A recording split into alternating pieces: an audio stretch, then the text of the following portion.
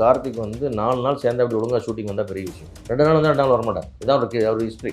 Meenakshi Ammal dental college and hospital, Maduravoyal, Chennai. Rank number 13 by NIRF. Aachi பாதாம் drink. ஆச்சி பாதாம் drink ஒன்னு வாங்கினா ஒன்னு ஃப்ரீ. சம்மர் ஹாலிடேஸ் வந்தாச்சு, நம்ம ஜிடி ஹாலிடேஸும் வந்தாச்சு. GT holidays, south India's #1 travel brand. Karthik வந்து ரொம்ப லவ்வபிள் கேரக்டர். ஒரு நடுவில் குழப்பமான ஒரு வாழ்க்கையை இதெல்லாம் சேர்ந்து நிறையா ஒரு கேரியர் டிஸ்டர்ப் பண்ணிச்சு. அதில் நானும் ரொம்ப டிஸ்டர்ப் ஆயிருக்கேன், நிறையா சஃபர் ஆயிருக்கேன். ஆனால் வந்து கார்த்திக் பற்றிய நல்ல நினைவுகள் எனக்கு நிறையா இருக்கு. அப்படியே முன்ன சவுண்டுக்குது, ஒரு சின்ன விசிபிள் சவுண்டு மட்டும் கேட்குது. அப்படியே முள்ள அந்த சவுண்டு வருது. இப்படி ஞாபகம் வச்சு இவ்வளோ ஞாபகம் வச்சு ஒன்றா இப்படி சொல்கிறேன், எனக்கு இதெல்லாம் மறந்தே போச்சு. நீங்கள் சொல்ல தான் நான் ரீப்ளை பண்ணுறேன் அப்படின்னு அழுகிறார். அப்படியே லிட்டரலி சின்ன இன்சிடென்ட் தெய்வாக்கு பண்ணுறோம். அப்போ வந்து கார்த்திக் மார்க்கெட் வந்து உச்சத்தில் பீக்கில் இருக்குது, பார்த்துக்கோ அப்படின்னு சொன்னார் ஒரு வார்த்தை. சரி அப்படி நல்லா இருக்குது கார்த்திக், சரி பார்த்துக்கோ, கேர்ஃபுல்லாக பண்ணு. அவன் கார்த்திக் கொஞ்சம் ஒரு மாதிரி இருப்பான், கேர்ஃபுல்லாக டீல் பண்ணு. ரொம்ப மாதிரி இருக்காது உனக்கு அப்படின்னு தெய்வவா கதையை சொன்னார். ரேவதி வந்து குறி சொல்கிற கேரக்டராக ஒரு கதை சொன்னாங்க. சரி இதை பண்ணிடலாம்னு கார்த்திக் சொல்லிட்டார். இப்போ டேரக்டர் மது வந்து வேற படம் முடிச்சு ஊருக்கு போகிற மனோராமச்சியமே காலை பிடிச்சிட்டு உங்களை வச்சு தான் ஃபர்ஸ்ட் எடுத்து இப்போ கூட தயாராக பண்ணிட்டு இருக்காரு. இவர் இந்த கண்டிஷன் வச்சு கார்த்திக் சார் கேரியரில் ஃபஸ்ட்டு போகிறோம், கம்பெனி ஆரம்பிச்சு போவோம் பண்ணுறோம், கொடைக்கானல் போனோம், செட்டு எவ்வளோ காசு இருந்துச்சு, திரும்பி வந்தாச்சு. இவர் டேரக்டராக போடுன்னு சொன்னீங்க, போட்டேன். என்ன சொல்லுங்கள் எல்லாம் சரி அசம்பிள் பண்ணுங்க வரேன். என்ன சொல்லு பண்ணுறேன், நீங்கள் போங்க வச்சு நான் பார்த்துக்கிறேன். ஸ்டூடியோ அரேஞ்ச் பண்ணுங்க, டேரக்டர் அனுப்பிச்சு விட்டாச்சு. இந்த தீனன்னு கேட்டார். அவரோட டைரக்ஷனில் படத்தை ஆரம்பித்தாங்க கார்த்திக் சார். ஏன்னா இப்போ உங்களோட கெரியர் நீங்கள் ப்ரொடியூஸ் பண்ண படங்களில் விஜயகாந்த் அவர்கள் கூட அப்புறம் கார்த்திக் அவர்கள் கூட ஒரு ட்ராவல் ஒன்று வந்திருக்கு. கார்த்திக் சார் அவரோட ஒர்க் பண்ண பிகாஸ் சார் இப்போ என்ன பண்ணுறாரு, இந்த கான்டாக்டே பண்ண முடியல, ஈஸி த்ரூவாகவே இல்லை அவர். ஸோ கார்த்திக் சாரோட ரீசெண்டாக எப்போ பேசுனீங்களா, எப்போ லாஸ்ட்டாக பேசினது, அவரோட ஒர்க் பண்ண எக்ஸ்பீரியன்ஸ் பற்றி? கார்த்திக்கு அவரை சார் ஒரு 3 மணி நேரம் பேசணும் சார், நிறைய பேசணும் சார், அவரை பற்றி நிறைய பேசணும். பட் ஒரே ஒரு விஷயம் என்னென்னா, கார்த்திக் வந்து அவர் ரொம்ப லவ்வபிள் கேரக்டரு. பட் அவருடைய சில ஒரு நடுவில் குழப்பமான ஒரு வாழ்க்கை அவருக்கு ஒரு அவரை குழப்பிக்கிட்ட விஷயம், கொஞ்சம் அவருடைய லைஃப் ஸ்டைல் இதெல்லாம் சேர்ந்து நிறையா அவர் கேரியர் டிஸ்டர்ப் பண்ணிச்சு. அதில் நானும் ரொம்ப டிஸ்டர்ப் ஆகிருக்கேன், நிறையா சஃபர் ஆகிருக்கேன், அதெல்லாம் இல்லைன்னு சொல்ல முடியாது. ஆனால் வந்து கார்த்திக் பற்றிய நல்ல நினைவுகள் எனக்கு நிறையா இருக்குது. எனக்கு எவ்வளோ நல்லது சார். இந்த அந்த அந்த அந்த சேட் பார்ட்டை விட்டுட்டு எப்போவுமே என் வாழ்க்கையோட மொத்த நெகட்டிவ் எங்கேயுமே நான் பேசியிருக்க மாட்டேன். பாசிட்டிவிட்டி மட்டும் தான், பாசிட்டிவ் மட்டும். அப்புறம் என்னுடைய கேரியரில் எனக்கு சம்மந்தப்பட்ட நெகட்டிவான ஆட்களையும் நான் பேச மாட்டேன். ஒரு ப்ராஜெக்ட் எனக்கு உடன்பாடு இல்லாமல் அல்லது எனக்கு அவங்களோட எனக்கு அண்டர்ஸ்டாண்டிங் இல்லாமல் போயிருந்தாவோ அல்லது அந்த படத்தில் பிரச்சனையாக இருந்தாவோ அந்த சப்ஜெக்டை நான் பேசுறதில்லை. Okay okay. ஏன்னா யார் குறித்தும் நம்ம வந்து கசப்பான சம்பவங்களை ஷேர் பண்ணுறதும் இல்லை, அவங்களோட மிஸ் அண்டர்ஸ்டாண்டிங் பற்றி வெளியே சொல்லி அவங்களோட நெகட்டிவ் பார்ட்டை பற்றி நான் வெளியே சொல்கிறது அது எனக்கு தேவையில்லைன்னு நினைக்கிறேன். புரியுது. அது என்னென்னா, அது வந்து நம்மளோட இன்டர்வியூ வந்து ஒரு கான்ட்ரவர்சி க்ரியேட் பண்ணும். இப்போ இதை பார்த்தீங்கன்னா ஒரு இன்ஃபர்மேட்டிவாக இருக்கும், ஒரு அனுபவங்கள் இருக்கும், ஒரு சந்தோஷமாக இருக்கும். நான் இப்படிலாம் என்ன பண்ணிட்டாங்கன்னு ஒருத்தர் திட்டத்தில் ஒன்றும் பர்பஸ் இல்லை. அப்புறம் அவங்க பதிலுக்கு அவங்க ஒன்று திட்டுவாங்க.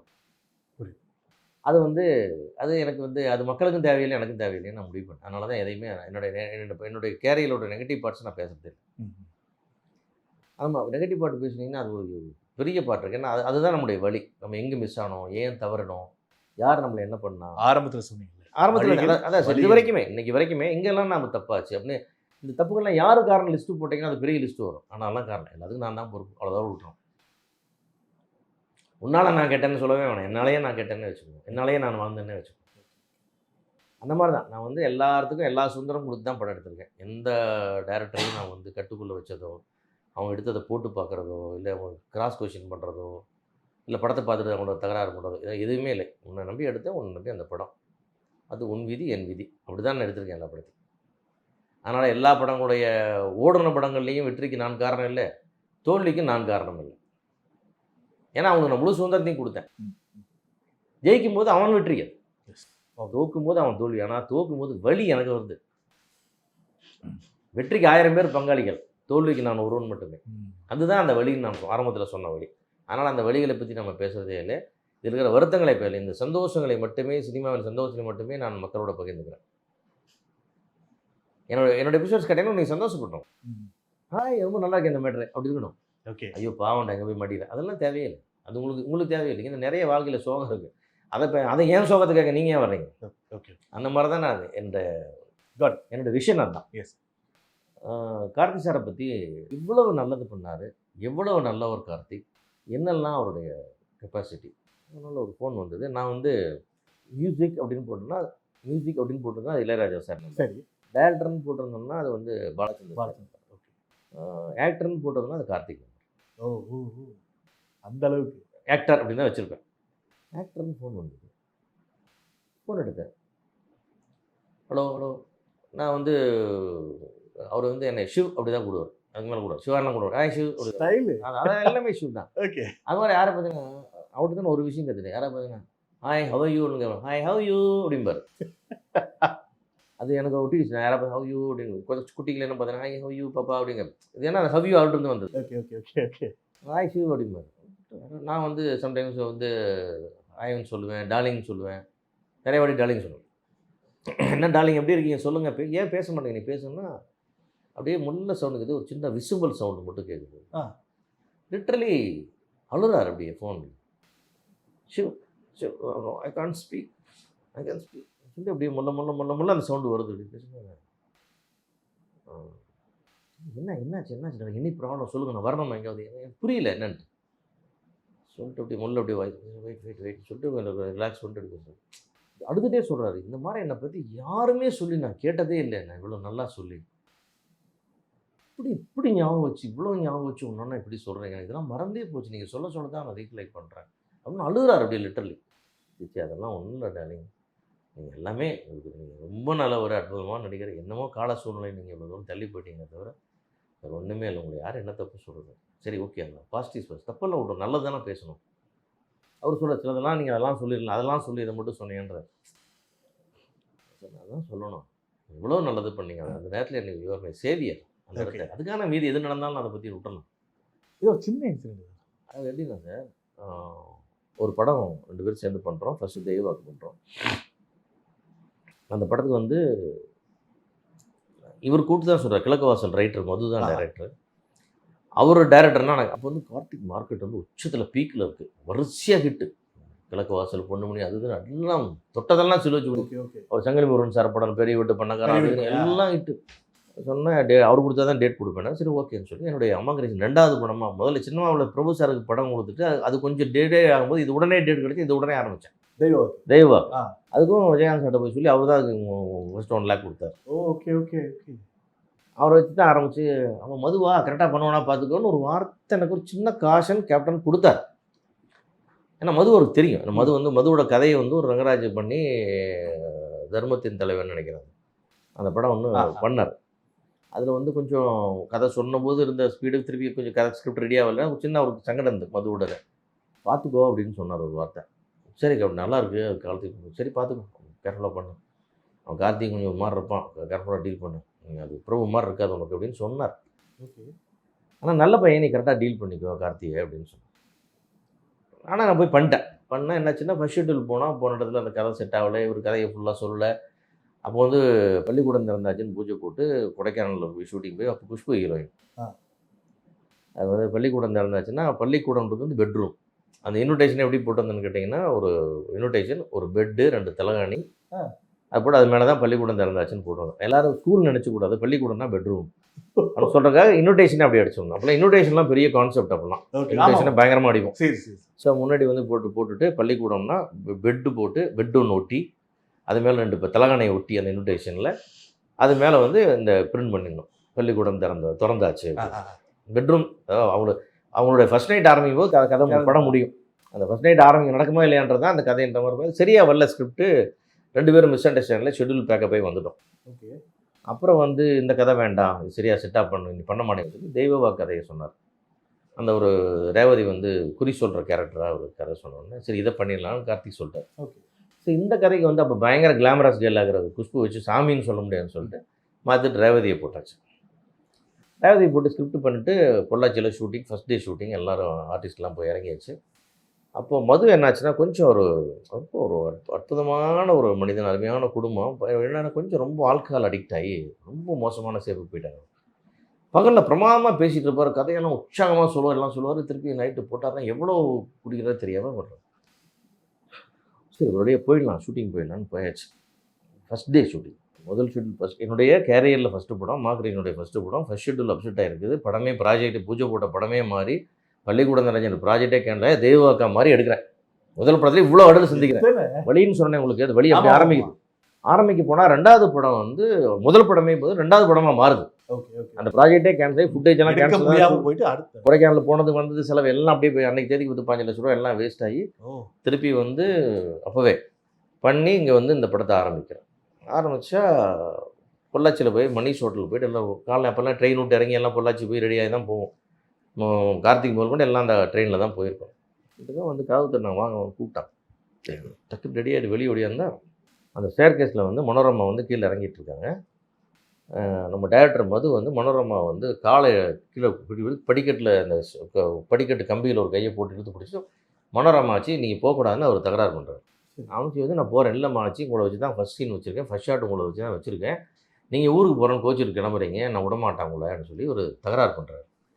மது விடு மது, எனக்கு ஃப்ளைட்டுக்கு டைம் ஆச்சு மது, நீ விடு மது விடுமதுன்னு அம்மா கெஞ்சுறேன். கிழக்கு வாசல் ஒரு ரைட்டருங்க நம்ம ஆட்சி கூட ரொம்ப தொடர்பு க்ளோஸு. அழுகுறாங்க. நான் அதை என்ன பார்த்தேன், நான் வந்து எட்டி பார்த்தேன், நான் அப்படி பார்த்தேன்னா பக்கத்து ரூமே கார்த்திக் கதவு தட்டினேன். என்னன்னாரு, நீ எட்டி பாருங்க என்ன. அவர் டக்குன்னு சட்டை பிடிந்து எட்டி பார்த்தாரு. ஓகே ஷூர் ஒன்று பண்ணுங்க, ஆட்சி போகிற அதே ஃப்ளைட்டில் மதுவும் ஏற்றி விட்ருங்க. என்னன்னா மனோரமாச்சி வேறு படத்துக்கு வந்துட்டு ஊருக்கு போகிறக்காக கிளம்பி போயிட்டுருக்காங்க. இவர் படத்தில் இவர் நடிக்கணும்னு இவர் காலையில் அந்த போதையில் இருக்கார். எவ்வளவு நீங்கள் கான்சியஸ் இல்லாமல் இருக்கிறாருன்னா, வேற படம் முடிச்சு ஊருக்கு போகிற மனோரமாச்சியை காலை பிடிச்சிட்டு உங்களை வச்சு தான் ஃபஸ்ட் எடுக்கு இப்போ கூட தகராறு பண்ணிட்டு இருக்காரு.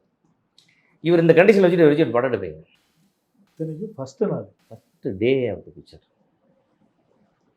நான் சொன்னேன், கார்த்திக் சார் கேரியரில் ஃபஸ்ட்டு படம் கம்பெனி ஆரம்பிச்சு போகணும்னு பண்ணுறேன், கொடைக்கானல் போனோம் அப்செட்டு, அவ்வளோ காசும் போச்சு, திரும்பி வந்தாச்சு, இவரை டைரக்டராக போடுன்னு சொன்னீங்க, நான் போட்டேன், இப்போ நான் என்ன செய்யணும் சொல்லுவேன், ஷூட்டிங் அரேஞ்ச் பண்ணுங்க நான் வரேன், எல்லாம் சரி அசம்பிள் பண்ணுங்க வரேன் அப்படின்ட்டு. என்ன சொல்லு பண்ணுறேன், நீங்கள் போங்க சிவ நான் பார்த்துக்குறேன். ஷூட்டிங் அரேஞ்ச் பண்ணுறேன் சார், டைரக்டர் அனுப்பிச்சி விட்டாச்சு ஊருக்கு போயிட்டார். அசிஸ்டன்ட்ஸ்லாம் இருக்காங்க, என்னங்க என்ன பண்ணுறது, வந்தார், சீன் என்னன்னு கேட்டார், கேமரா போட்டு டிஸ்கஸ் பண்ணார், ரெடி ஃபார் த ஷாட். அவரோட டைரக்ஷனில் படத்தை ஆரம்பித்தார். 1 மணி நேரம் வேஸ்ட் பண்ணல, ஆரம்பித்து என்னை கூப்பிட்டார். அந்த கோகுலகிருஷ்ணன் இப்போ டைரக்டர் இருந்தார், அவர் இறந்துட்டார். அவர் கோகுலகிருஷ்ணா மட்டும் வர வச்சுருங்க கொஞ்சம் ஹெல்ப்புக்கு, இதெல்லாம் நான் பார்த்துக்கிறேன், don't worry I take care. தட்டி கொடுத்து ஒரு கிஸ் பண்ணார், நான் பார்த்துக்கிறேன் விட வச்சு. கோகுலகிருஷ்ணா டிக்கெட் கூட வர ஏற்பாடு பண்ணிச்சு, போனார், காலை வச்சார், ஷார்ட் வச்சார், ரேவதி இன்ட்ரொடக்ஷன், வர்றது போகிறது குறி சொல்கிறது வைக்கிறது. சார் நம்ப மாட்டேங்க, 28 நாள் அந்த ஷெட்யூல், 28 நாளும் ஒரு ஷார்ட் ஒரு குழப்பம் இல்லாமல் என்டையர் டாக்கி போர்ஷனை முடிச்சு கொடுத்துட்டு, எக்ஸப்ட் கிளைமாக்ஸ் அண்ட் சாங்ஸ் மட்டும் விட்டுட்டு என்டையர் டாக்கி போர்ஷன் முடிச்சு கொடுத்துட்டு பேக்கப் பண்ணி சென்னைக்கு வந்தாச்சு. இதை எந்த ஹீரோவால் செய்ய முடியும்? அவர் டைரக்ஷன் தெரியும், யாருக்கா தெரியும்? ஒரு நாளில் ஒரு குழப்பம் இல்லை, ஒரு லேட் இல்லை, சிந்தனை இல்லை, டக் நெக்ஸ்ட் ஷாட், இங்கே வாங்க, நெக்ஸ்ட் திஸ் கட் திஸ். நீங்கள் இன்றைக்கி தெய்வாக எடுத்து பாருங்கள், அந்த டாக்கி போர்ஷன், அந்த ரேவதி போர்ஷன் பாருங்கள், அது ஒரு வித்தியாசமான ஒரு டேக்கிங் இருக்கும், அது வேறு மாதிரி ஒரு ஷார்ட்ஸ் இருக்கும். அதெல்லாம் அன்றைக்கி மீடியாவில் சொல்கிறதுக்கும் காட்டுறதுக்கும் இன்றைக்கும் தெய்வாக படத்தை எடுத்து போட்டு பாருங்கள், அந்த போர்ஷன்ஸ் அவர் இருப்பார், தனியாக இருப்பார். அவர் கார்த்திக் சார் டைரக்ஷனில் அந்த படம் நடந்தது. அவர் சென்னைக்கு வந்தார், வந்து எடிட்டிங்கில் வந்தார், படத்தை ஃபுல்லாக ஆர்டர் பண்ணார். அப்போ தான் ஆர்வி உதயகுமார் கூப்பிட்டு, உதய் நான் வேறு படங்கள் இருக்குது, நான் தான் பண்ண தப்பு, இது பண்ணி கொடுத்துட்டேன், இதுக்கப்புறம் எனக்கு இந்த கிளைமாக்ஸும் 2 சாங்கும் ஷூட் பண்ணி கொடுத்துருங்கன்னு கொடுத்துட்டார். அந்த பாட்டாலே சொல்லி அடித்தேன் இந்த பாட்டு இருக்கு இல்லைங்களா, அந்த பாட்டு கார்த்திக் சார் எடுத்து கொடுத்துட்டார், அதை அவரே எடுத்து கொடுத்தாரு. கிளைமாக்ஸ் வந்து உதயகுமார் எடுத்து கொடுத்தார். வள்ளி வெளியான வந்தான் சாங் வந்து உதயகுமார் எடுத்து கொடுத்தார் ஏற்காடில். மீதியெல்லாம் எடிட் பண்ணி ஃபைனல் ஃபுட்டேஜ் எல்லாம் ரெடி பண்ணி உதயகுமார் தான் பண்ணி கொடுத்தார். ஆனால் இப்போயும் சோர்ஸில் வந்து மதுவும் தான் போட்டுக்கிட்டாரு. அதெல்லாம் மாற்று, அதான் சொன்னேன், மது மேலே எங்களுக்கு பெரிய என்னன்னா, மதுவோட குடும்பத்து மேலே எங்களுக்கு உள்ள மதுவோட துணைவியெல்லாம் வந்து அந்த சகோதரியெல்லாம் வந்து மாணிக்கங்கள், அப்படி ஒரு அற்புதமான ஒரு குழந்தை. இன்றைக்கும் நான் அவங்களோட தொடர்பில் இருக்குது. இன்றைக்கி அந்த ஒய்ஃபோட பையன் இன்றைக்கி வந்து ஜெட் ஏர்வேஸில் போய் இன்றைக்கி கத்தார் போய் பைலட் ஆகிட்டான் பையன். ஓகே. ஆமாம், அவங்க ரொம்ப அற்புதமான துணைவியார், வந்து ரொம்ப போற்றுதலுக்குரிய ஒரு பெண்மணி. அதனால் நாங்கள் வந்து அதெல்லாம் எந்த குறையுமே மதுக்கிட்ட வந்து எதையுமே குறை வச்சு, அதுக்கப்புறம் வந்ததுக்கப்புறம் கூப்பிடுவோம், வருவார், என்ன பாரு இப்போ ஷூட்டிங் முடிஞ்சு நல்லா பண்ணிட்டீங்களா, சூப்பராக பண்ணிட்டீங்களா, தெரியவே தெரியல சார், வேறு மாதிரி மைண்ட் செட் அவர். நல்லா பண்ணி சார், நல்லா பண்ணி கார்த்தி பண்ணிட்டானா, நல்லா பண்ணிடுவான், அவன் சூப்பராக பண்ணுவான் கார்த்தி. இப்படி சொன்னார் சார். ரெண்டில் வந்து படம் போட்டு கட்டுற படம், படம் சூப்பராக இருக்குது அப்படின்னு போயிட்டார். ஏன்னா அவர் வந்து ஒரு சின்னதாக ஒரு வேறு ஏதோ ஒரு டிப்ரெஷன் மூடில் போய் வேறு மாதிரி ஆகிட்டார் அவர். சரி சரி. அதனால் அவருக்கு நாங்கள் கடைசி வரைக்கும் அந்த மரியாதைகளை கொடுத்து எல்லா இடத்தையும் கூப்பிட்டு வர வச்சு இன்றைக்கி வரைக்கும் எல்லா டைட்டில் வரைக்கும் யாருமே டைரக்ஷன் சூப்பர்வைஷன் கூட யாருமே போட்டுக்கல. ஆமா. மது அந்த மரியாதையெல்லாம் கொடுத்து பண்ணால் அவர் கொஞ்ச நாள் கழிச்சு அது அவர் கார்த்திக் சாரும் எதிர்பார்க்கலாம். உதயகுமார் கூட நாங்கள் வந்து சும்மா தேங்க்ஸ் கார்டு தான் தேங்க்ஸ் சார். தேங்க்ஸ் கார்டு வந்து போட்டேன். அது மாதிரி உதயகுமார் வந்து பெரிய ஹெல்ப் பண்ணார். ஏன்னா உதயகுமார் அப்போ வந்து எஜமான் ஒரு பக்கம் எஜமான் ஷூட்டிங், இன்னொரு பக்கம் இது ஷூட்டிங். எப்படி ஒருத்தர் ரஜினி படம் மட்டும் இன்னொரு பேட்ச் ஒர்க் வருவான் ஒரு பையன் வந்து எல்லாம் பண்ணார். எல்லாம் பண்ணி எல்லாரும் பண்ணி கொடு. இந்த காரியத்தை பண்ண கார்த்திகை நான் எப்படி மைனஸ் சொல்லுவேன்? மைனஸ் இருக்குது, ஆனால் வேறு மைனஸ் சொல்ல முடியுமா? நீங்கள் யார் பண்ணுவா அந்த படத்தை? அந்த படமும் ஸ்க்ராட்ச் ஆகிருந்தது, அதுவும் ஸ்க்ராட்ச், அந்த ஷெட்யூலும் ஸ்க்ராட்ச் ஆகி வந்து வேறு ஏதாவது பண்ணிடுவோம். எங்கே போவோம் டேரக்டருக்கு? அந்த கேட்ட கதையை வச்சு எடுத்து கொடுத்து 22 நாள் சார். அதாவது ஒரு நாள் கூட கார்த்திக் வந்து 4 நாள் சேர்ந்து அப்படி ஒழுங்காக ஷூட்டிங் வந்தால் பெரிய விஷயம். 2 நாள் வந்து 2 நாள் வரமாட்டாங்க. இதுதான் ஒரு ஹிஸ்ட்ரி. கொஞ்சம் விளையாடுத்தனம், சில ஹேபிட்ஸு, ஃப்ரெண்ட்ஸு எல்லாமே அப்படி இருந்தது அவருக்கு அந்த நேரத்தில். 28 நாளும் ஒரு நாள் பிரேக் விடாமல், ஒரு நாள் லேட் பண்ணாமல், இதில் நைட் ஷூட்டு, டே ஷூட்டு எல்லாத்தையும் போட்டு பர்ஃபெக்டாக முடிச்சு கொடுத்துட்டு வந்தார். ஸோ இதைத்தான் நான் இதை மட்டும்தான் நான் பேசியிருந்தேன். இதை சொல்லும்போது இன்னும் அதிகமாக அவர் எப்படியெல்லாம் பண்ணார், நிறைய இன்னும் பெருமையாக நிறைய விஷயங்கள் இதை கேட்டு எமோஷனல் ஆகிட்டாரு. ஆமாம் சொன்னேன். அது மாதிரி வந்து அந்த மாதிரி வந்து அவ்வளோலாம் வந்து எமோஷனாக அழுதார்.